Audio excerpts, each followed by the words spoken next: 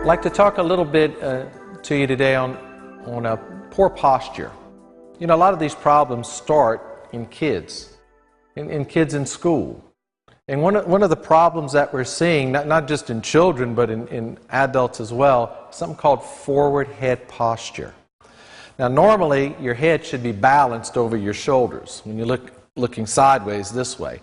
But forward head posture is when the head is starting to hunch forward this way.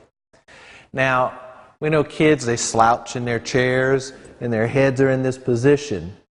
And if they stay like, can you imagine staying in this position for 4, 5, or 6 hours a day?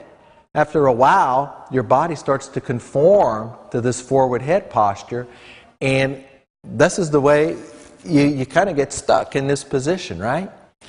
We also find this occurs in people using their computers, these iPads. They're looking down this way, and for prolonged periods of time. And what we're finding is we're getting an epidemic of what we call forward head posture. Now, I have one simple exercise that you can do that can help to alleviate a lot of the stress of that forward head posture. The exercise that I've given to many, many patients is very simple to do.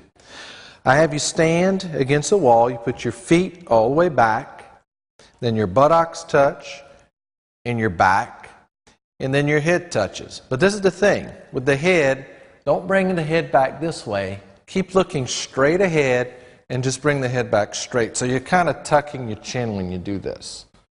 Then your elbows touch, or as close as you can, and then the wrist or the hands touch. Now, I realize some people, because of their prolonged forward head posture, they've had it for such a long period of time, it may be hard for them to get in this position. You get as close to it as you can. Now, from this position, my wrists are touching, elbows, head, back, buttocks, and feet all the way up against the wall. I'm going to slowly lower my arms down and go as far as I can. And then I squeeze that position and hold it for a few seconds. Then I go in the opposite direction. I come up. Again, trying to keep my elbows and wrists touching, come up as high as I can, and hold that position. I would repeat these two movements back and forth maybe 3, 4, 5 times. And then I'm done with the exercise. The surprising thing about this exercise is if you do it for just 3 or 4 minutes, as soon as you walk away from the wall, you're going to find that you're standing up straighter. Your head will be more balanced over your shoulders. Your shoulders, instead of having this round position, will naturally tend to float back into a more normal position.